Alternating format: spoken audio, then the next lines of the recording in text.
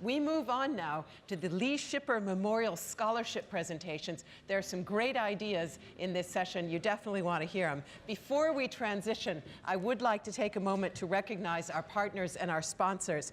Transforming transportation would not be happening without their support. They are the Inter-American Development Bank, the main source of multilateral financing in Latin America, the CAF Development Bank in Latin America, the Asian Development Bank as well, the Institute for Transportation and Development Policy, and the Partnership on Sustainable Low-Carbon Transport, SLOCAT. We also would like to thank very warmly our sponsors. That's Transit Center, a New York City-based foundation that sparks innovations and supports policies that improve public transportation, and the PTV Group, which offers software and expertise to plan and optimize transport and logistics. And it is now my pleasure. I hear a lot of noise in the room. We're actually segueing right into our next session, so it would be wonderful if you could now give your attention to Holger Dalkmann of the World Resources Institute and Ramon Munoz Raskin of the World Bank. They will be leading us through those presentations. Thank you very much for your attention. See you tomorrow morning at the next plenary. Bye-bye.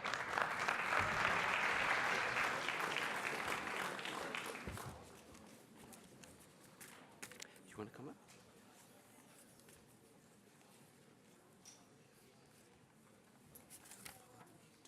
I'm not going to use. Okay, they will use it afterwards. So we'll start with Eric. Okay. So we'll start with Eric. But don't put it yet. It's not going to go. Okay. Okay.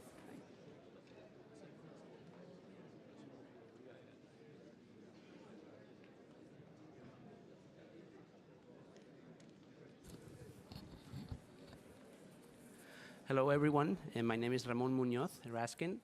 I'm from the World Bank. I'm here on behalf of the Lee Shipper Scholarship Program and also specifically on behalf of the Lee Shipper family. It's a very exciting moment. We have the opportunity to disseminate the work of two of the excellent awardees of this year's round. First of all, we'd like to thank Embark and the World Bank for generously letting us use this venue to disseminate the good work.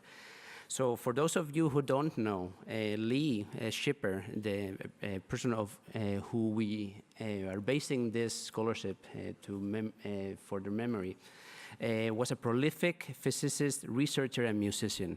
He helped shape the thinking of a generation of students and practitioners in the fields of sustainable transport and energy. Many of you will probably know him.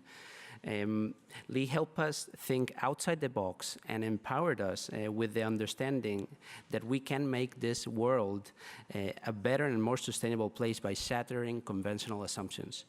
We've been talking about that today, on and off, and we have to start also from the younger generations.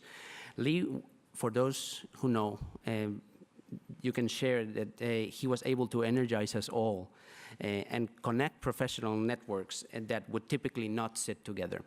That was part of the philosophy under which Embark was funded by Lee. Lee was one of the co-founders of an organization that has been tremendously transformative in the development arena and sustainable transport in cities in the last decade. Lee found a few greater joys than triggering transformative dialogue among the private and public sectors, international institutions, academia, and all actors that are involved in development.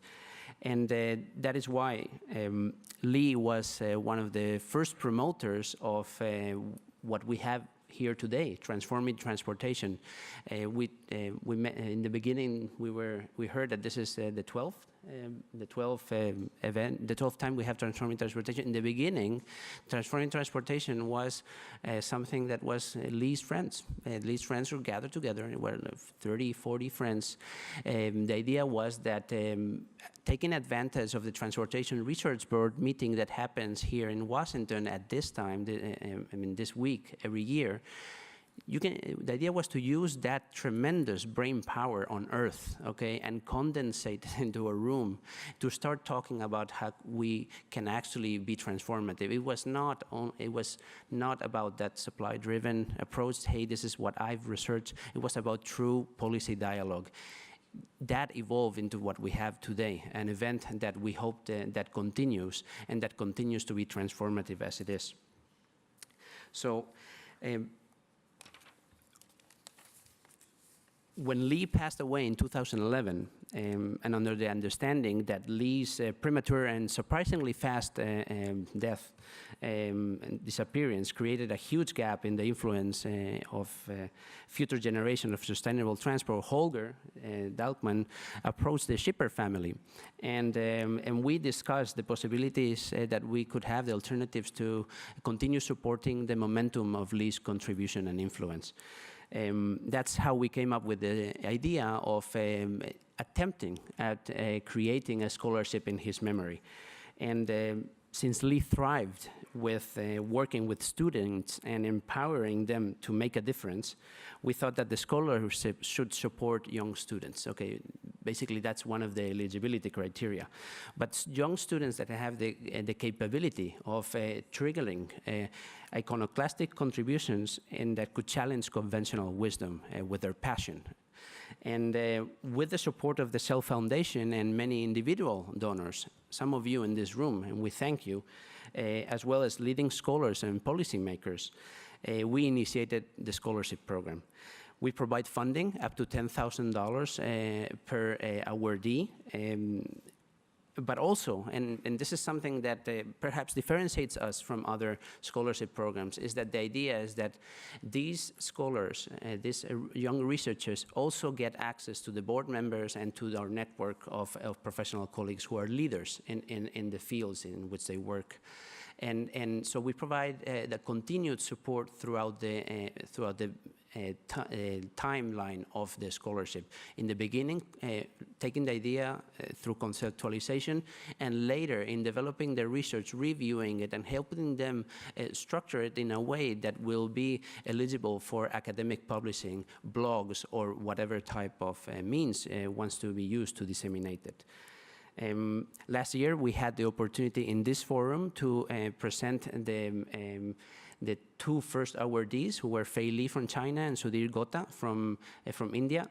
We were incredibly surprised because this happened most of it afterwards, but we actually got several academic peer-reviewed journal entries from them, as well as blogs. And that puts the bar very high. But however, we are meeting it. And today we have the opportunity to present the two new awardees, the two new young researchers that have impressed us with their work and passion. And we believe that they are part of the next generation of shakers and movers. So we're going to start with our first awardee, who is Eric Vergel-Tovar. Okay, hold on. I want to talk a little about him. We had a lunch with them today, and just to get a more of a personal feel of why they did this, because so far everything has been remotely. We are a global organization. Our board is all over the world. But we had a chance to meet with them. We realized that Eric is a passionate believer in multidisciplinary work and a master in crunching data, or even creating it if necessary. And he will present his work on examining the relationship between bus rapid transit and the built environment in Latin America. He actually gathered or developed information in 7 different cities. His work is transformative because it helps support the notion that bus rapid transit, if implemented with the right elements, can have the equivalent level of influence on development and accessibility as other mass transit solutions, such as metros. He's a Colombian national and is currently pursuing his PhD in the University of North Carolina, Chapel Hill, and has a Fulbright scholarship. So I want to ask you please to help me with a big applause for Eric.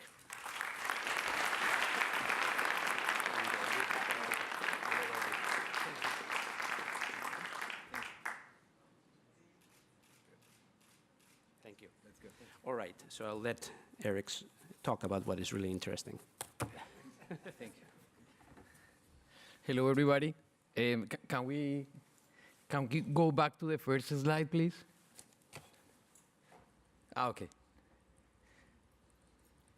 Sorry about that. Thank you so much for your time today. I am looking forward to present the results of this research.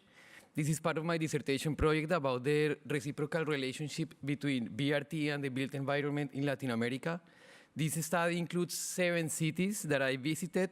They represent 15% of the ridership on BRT in the world.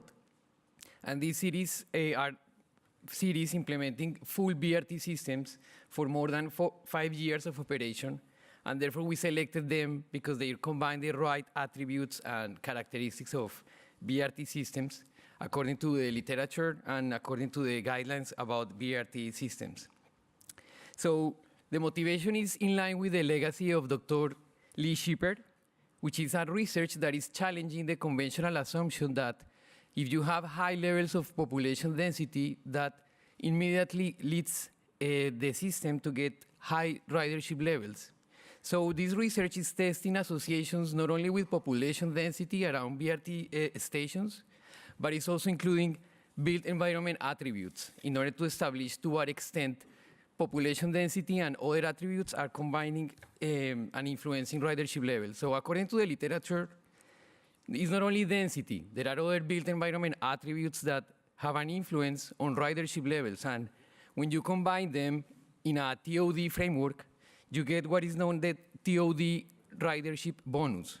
So we can expect that if we combine the right attributes, ridership levels would increase, or at least there is a rise in ridership levels as a result of the built environment that is around transit. So what is TOD basically? According to the urban design and transportation planning fields, you have a compact urban form that is dense. You have a mixture of land uses, pedestrian infrastructure, but also you can concentrate the transportation demand, generate a revenue for the city as a value with value capture mechanism. And as I said before, the TOD ridership bonus is extremely important in the transportation literature. So having that framework in mind, when you look at the papers and the literature, many studies have been developed on rail-based systems. There are only 2 studies about BRT, one in Bogotá and the other one in Los Angeles. So there is a gap in the literature about the interaction between built environment attributes and BRT systems. And this research is looking to fill that gap with a contribution on data that we collected in these 7 cities, and to see to what extent BRT systems have same associations as rail-based systems. So there are 3 research questions. First, we studied associations for Curitiba, population density and ridership levels. And then we extended the analysis for 120 BRT stations in Latin America. And then we combined built environment attributes to test more associations.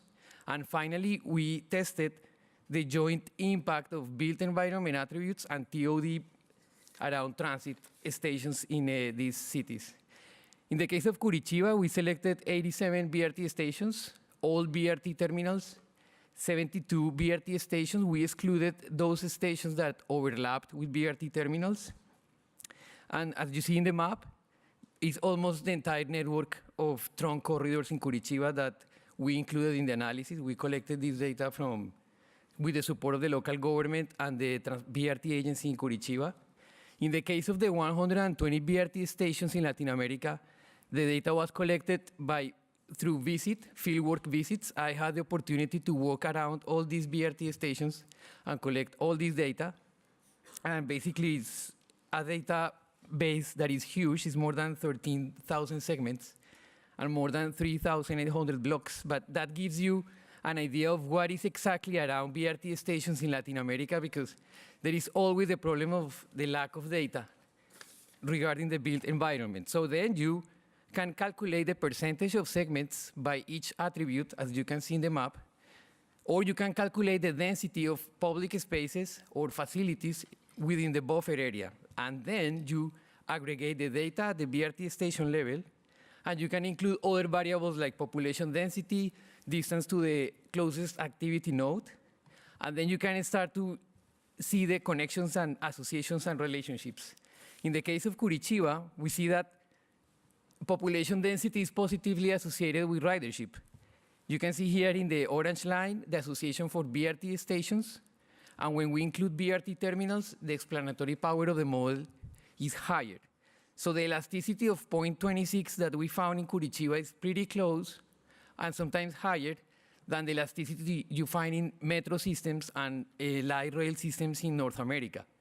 In the case of the 120 BRT stations in Latin America, the association is not statistically significant for population density. However, BRT terminals are capturing this travel demand, and here in the graph you can see the predominant role Transmilenio, the BRT system in Bogotá, plays in comparison to the ridership levels that you see in other cities in Latin America. Only Bogotá, Curitiba, and Goiânia, those BRT stations have a positive association with population density. So when we look at the built environment, we see that the mixture of land uses, commercial, residential, and institutional, have a positive association with ridership levels.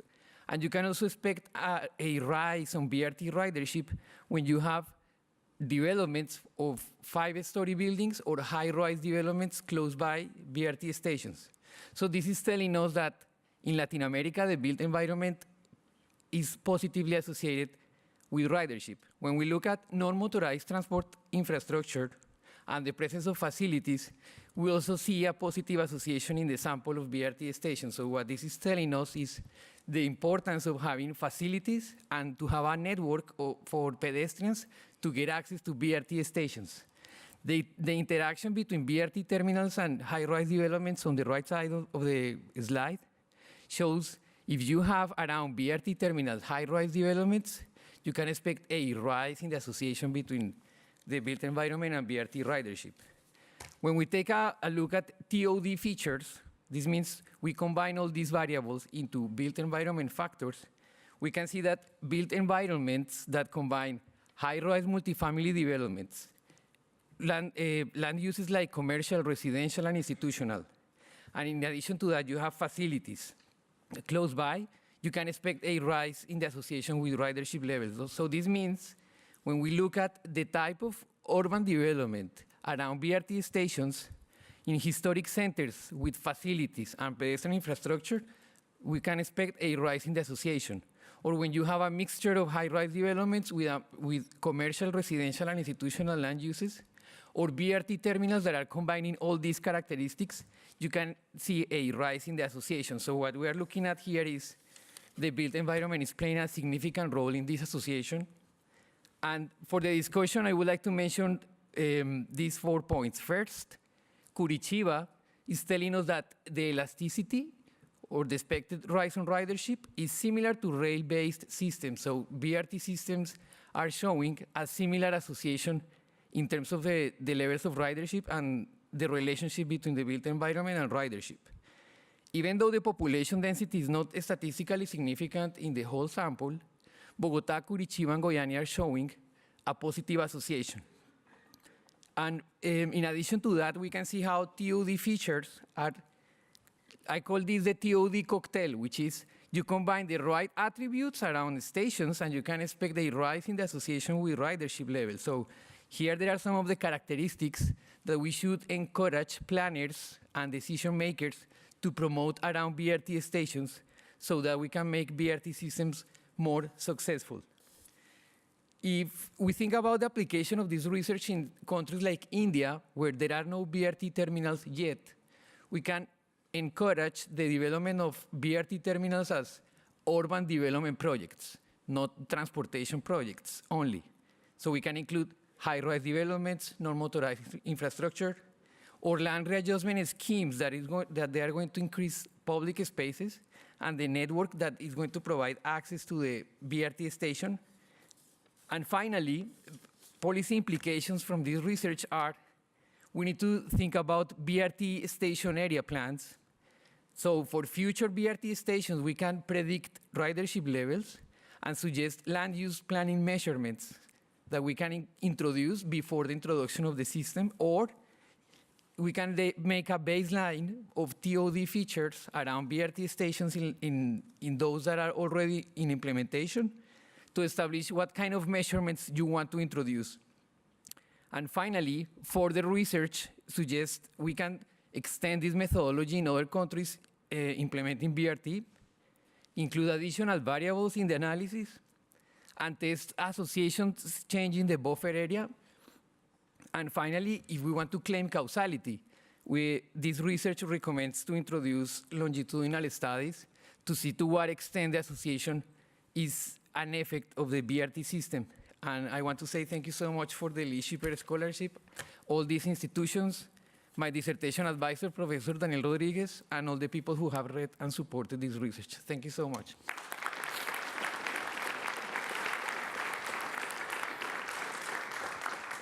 Thank you, Eric, so much. We feel guilty for only letting you a few minutes to present that. I wish it could have been a lot more. So we're going to go with our second awardee, who is Mateline Brosen.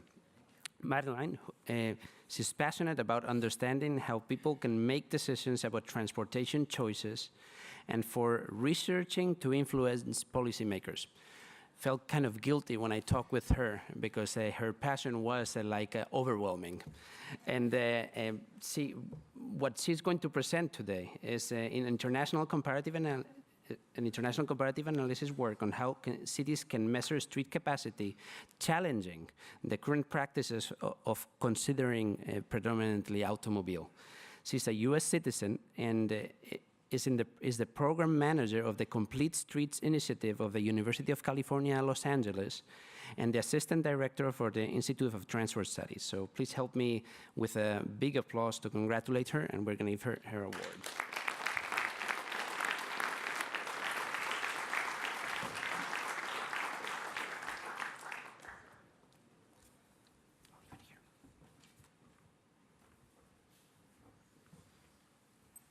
Great, so I want to thank everyone so much. The title of my presentation today is Moving Beyond Streets for Cars. Where do we go from here? And this project really, this opportunity was to expand on research I've been doing for the last 2 years and really open it up to not just the tools we're using, but how are cities using them. I really want to acknowledge and thank so much Embark and the Shipper family for allowing me and giving this opportunity. As Lee was a member of UC Berkeley, many of my colleagues found Lee very near and dear to his heart, so it's a great opportunity. So I really want to start with this picture that streets are complex. So this is New York City, and there's just so much things that go on in the streets so that we can look, there are motor vehicles, but there's taxis, there's buses, there's goods movement, there's people walking, there's people biking, and that there's economics, and that really streets are the places where transactions happen, where social places, and that really we need to think about, in terms of evaluation, what really happens in our streets, and what are the things that we need to look at, because what happens there? Because the problem where my research starts is that our measurement tools don't really reflect this complexity. So this kind of is based on level of service, which is a very technical engineering tool that says, I'm going to give you a letter grade from A to F, and that's a function of throughput and delay. And then we end up with streets that look like this, really wide places where focus on moving as many cars as fast as possible. And we really contrast this. I've chosen these very opposite examples to say, what's the problem here? And we're not just using this LOS, level of service tool, for transportation. We're using it for environmental review and measuring our projects in development.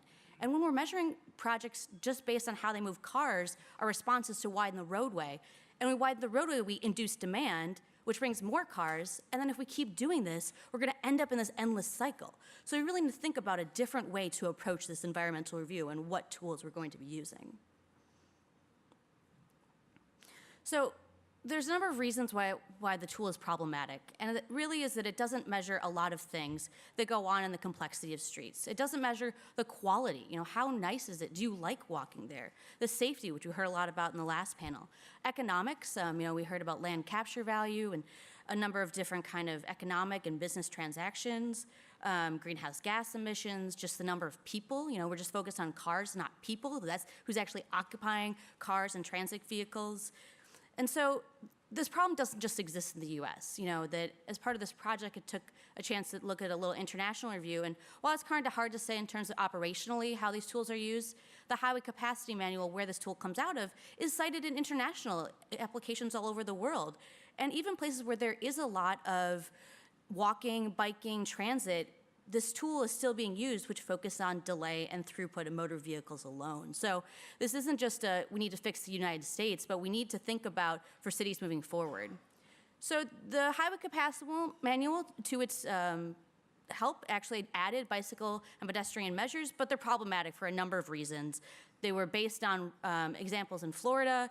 They can't really evaluate new types of facilities I'll get into, and they're really complicated. Like, this is an example of how you calculate this. I cannot look at this and tell you what matters.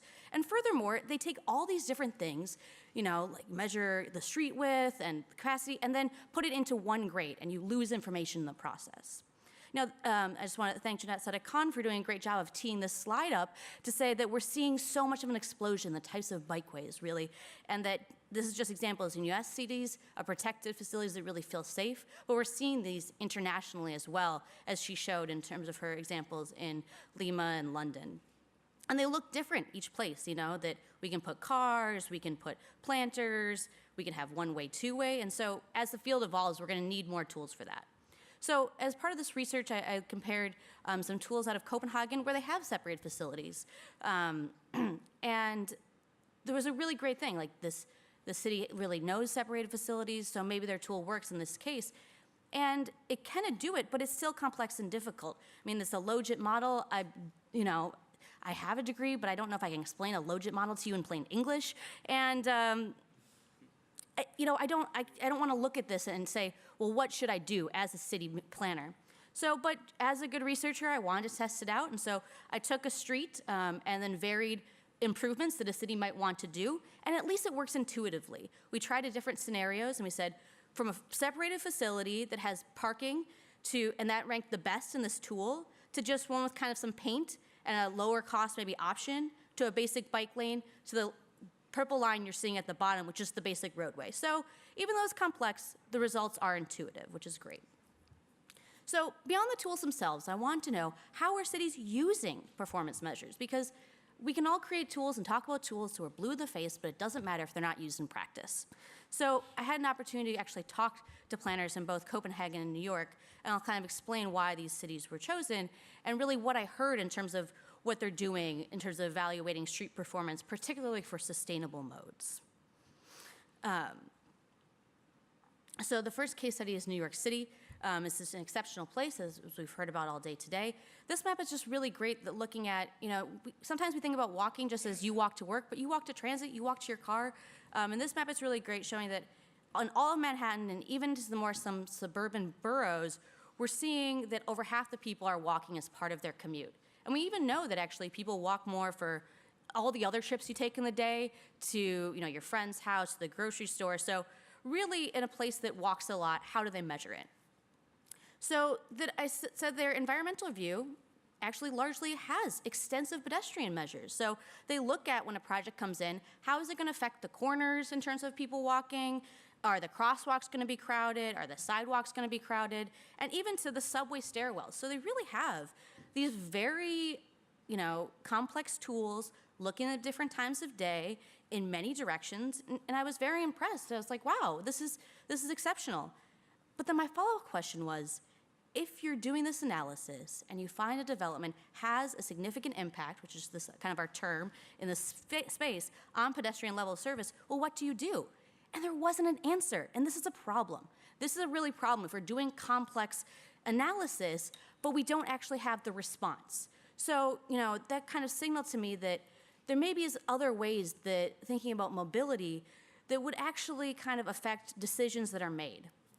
So I got a chance to meet with Jeanette and interview her about her experience. And rather than that kind of complicated scenario, she pointed me to the Measuring the Street report. And her quote is that we always start with the basics of safety, which we entirely heard in the last panel. We're looking for multiple mobility strategies, so it's not just about moving cars. And looking at safety and a number of other factors separately. And talking about, well, how are our streets impacting our businesses? How are our streets impacting goods movement? So switching to another city across the Atlantic, looking at Copenhagen, also really exceptional, and kind of on the broad spectrum, which was really great, that half the children are cycling to school, and almost 2/3 of the members of parliament are cycling to work. If we want to think about, do you think about biking, we should ask, do you actually bike? So I thought it was a really great chance to think about it, and they actually have real congestion problems. So it was interesting to think about a place, that in the US, we don't really have that, even on our facilities, we're not there yet. So when I met with the transportation engineer there, I started my interview with how does Copenhagen evaluate street performance broadly, excuse me, and his response was, basically we don't. So at first I was very thrown and thought that my interview and long flight had been totally wasted, but really the conversation that happened was about a lot of different things, looking at a project before and after, and really asking people, getting out of the tool sphere and asking people, well, what do you think?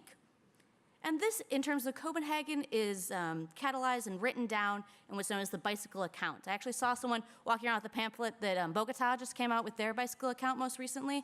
And Copenhagen has been the leader in this, and they've been doing it for years. And they ask people a number of questions. So they don't just say, do you like biking? But do you actually like the network?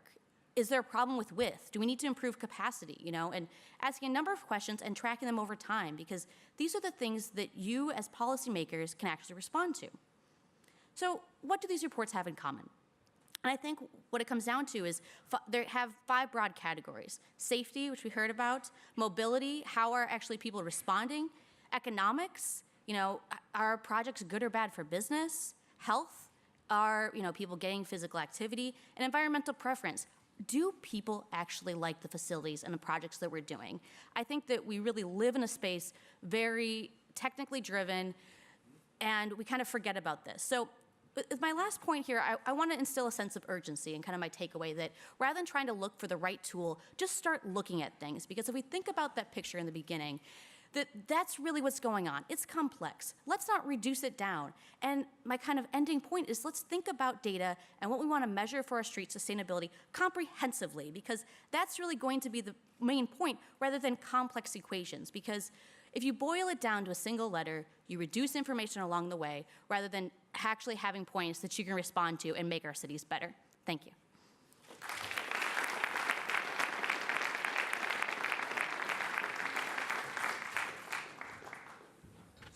Thanks, and I know that I'm in between you and the drinks, so or the other way around. Anyhow, so my name is Holger Daugmann.